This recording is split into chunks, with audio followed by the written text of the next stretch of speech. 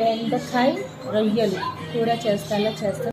కళాయి పెట్టేసి నూనె వేసుకున్నానండి. పచ్చిమిర్చి, కరివేపాకు, ఉల్లిపాయ ఒకసారి ఇలా కలిపేసేసుకున్నాం.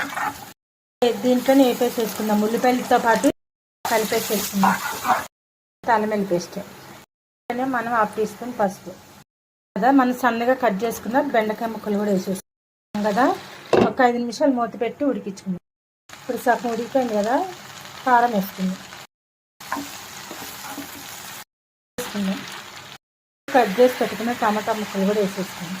ఒకసారి ఇలా కలిపేసుకొని ఇంకొక 10 నిమిషాలు ఉడికించుకుంటే బెండకాయ రొయ్యలు. ఇప్పుడు కొత్తిమీర వేసుకొసుకొని ఇంకొక 3 నిమిషాలు మగ్గ పెట్టుకొని తీసేది. అయిపోయింది కూర అయితే. నూనె చూసారా చక్క పైకి తేలింది. ఇట్లా పై స్టైల్ అంతా తిని చూసి చెప్తా ఫ్రెండ్స్. వచ్చేది